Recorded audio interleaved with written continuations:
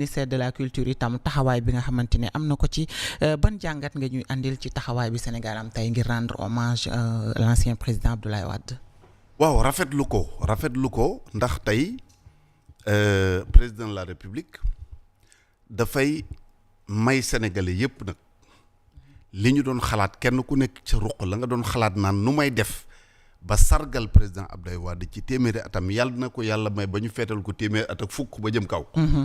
kenn ku nekk donc da nga toogoon sa ruq naan nu ma koy defee man su ma seetee sama jëmmu bopp déplacé na dem seete sama mag Doudou Wade. parce que nag kenn mënu ne Abdoulaye Wade te ne woo Doudou Wade. mooy taawu kër gi. waxtaan ci ak moom ba ma demoon doon ci waxtaan fekk naa moom ci wàllu boppam mu tàmbali woon di ci def liggéey bu am solo ak ñeneen yoo xam kenn ku ci nekk sa côté yaa ngi doon seet noo mën a def pour que lii mel ni mu war a mel wante nag dañu nekk ci république.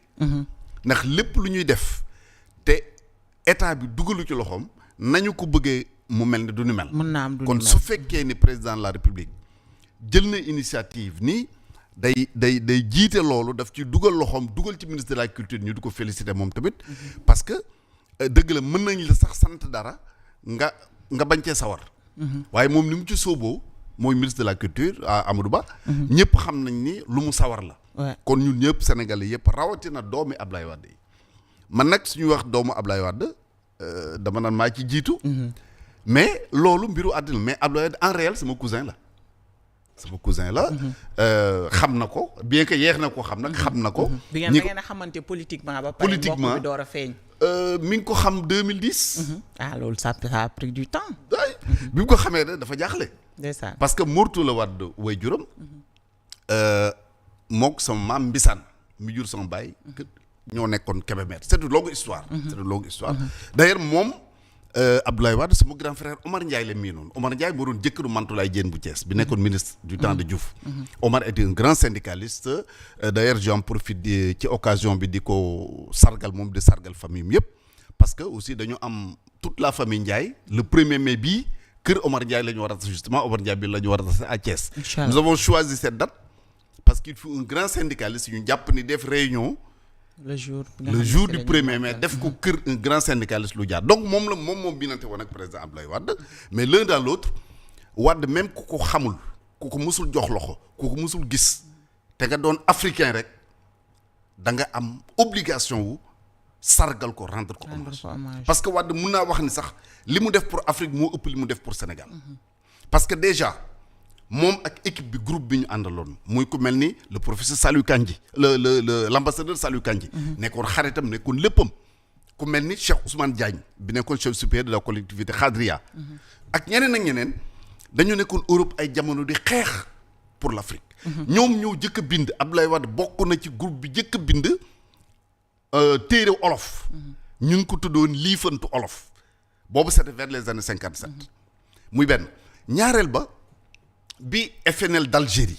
le Front de libération nationale d'Algérie di xeex pour jot seen indépendance seen diggante ak France xam ne lutte armée la woon guerre la woon tous les prisonniers yi français yi doon jàpp di leen atte Abdoulaye moo doon sol mbubbu avocat am dem devant le barreau te booba nekk avocat contre la France yombul woon léegi yomb na mais booba yombul woon donc Abdoulaye moo ko daan def ñetteel bi réew mu mel ni Angola bi muy xeex moom it pour accéder à l'indépendance le docteur Agostinho Neto jiite combat bi mu nekk xaritu Abdoulaye Wade fu ñu daan musa dem dans le monde Abdoulaye da daan fay seen billet d'avion di fay seen frais d'hôtel di cotiser ci effort de guerre bi ñëw en Afrique fii créer pratiquement le premier parti d'opposition légal ak fi mu jaar yëpp jarul ma di kon su ko émission bi dina ko jeex tout ceci pour dire que daal nit la koo nga xam ni ñëpp amel nañ ko njukkal du ma wax Sénégal rek l'Afrique toute entière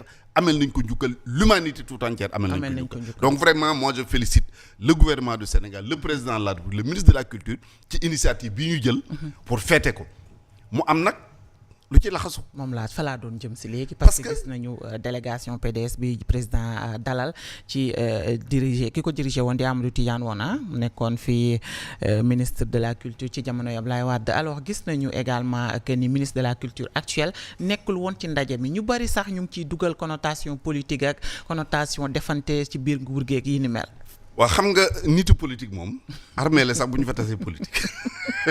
loolu moom am na bu ñuy jullee sax ñu ngi dee daan mais sa waaye élection yi noo ko xam loolu politique moo demee noonu. ça c'est l'homme politique. alors acte bu mel nii aussi nit mënu ko poser te politique du ci laxasu. du ko laxasu dëgg la. xel mënul xalaat. xel mënul nangu ñuy defal lu toll nii Abdoulaye Wade le monde entier di ñëw di ko fekk si te Karim Meïssa Wade du ko fekkee. du ko fekkee. kon loolu dafa nekk important. un tournant dans la vie politique du Sénégal maanaam bu ma ko sañee waxee dama naan carte politique yi dañ ko redistribuer. Ouais. lii kii di wax ci benn woyam defe naan Mati Thiam dogo la naan ku doon xaw ma lan borom kër ñëw na